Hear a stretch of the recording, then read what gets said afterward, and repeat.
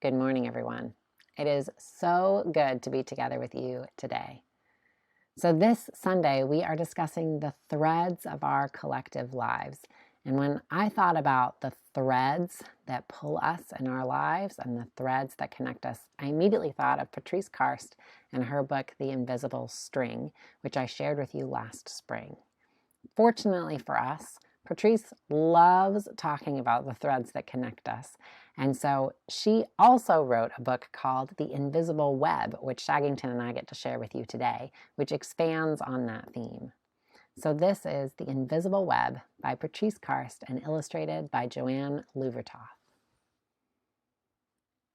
The very best news ever has begun to spread all over the world, one heart at a time.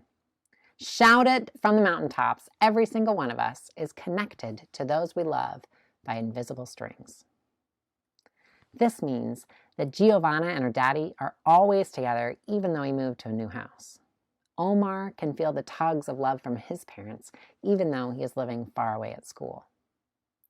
Mr. Chang still feels Mrs. Chang close by, even though she died such a very long time ago.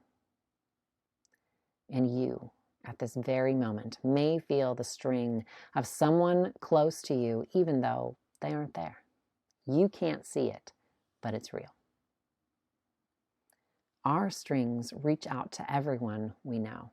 They travel far and wide to families and friends, classmates and coaches, bus drivers and babysitters, neighbors and pets, aunts and uncles and grandparents and grandchildren and countless other people. And all of those people have hundreds of strings.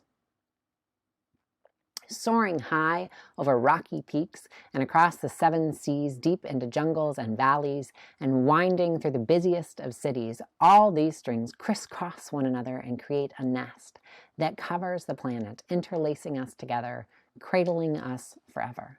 The invisible web. Some say it even reaches to our ancestors and those we cherish in the beyond.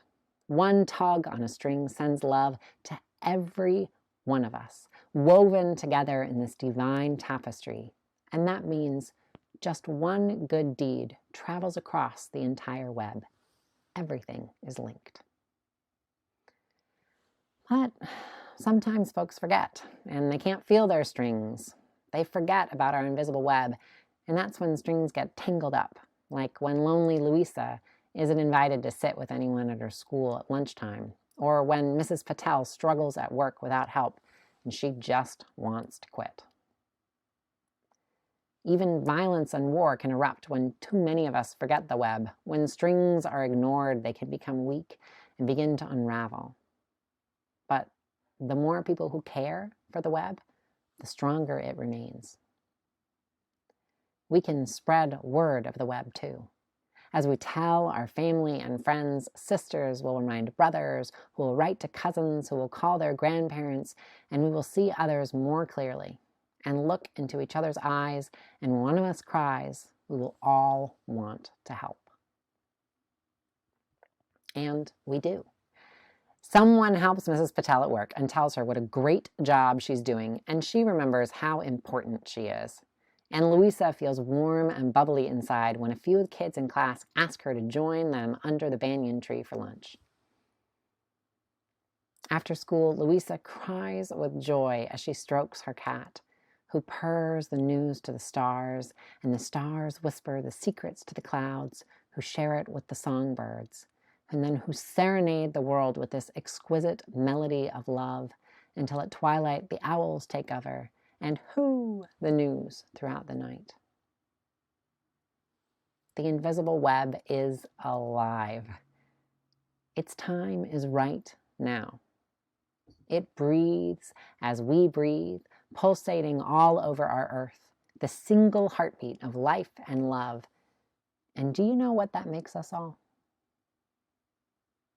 One very big family. May we always see the threads in all areas of our life.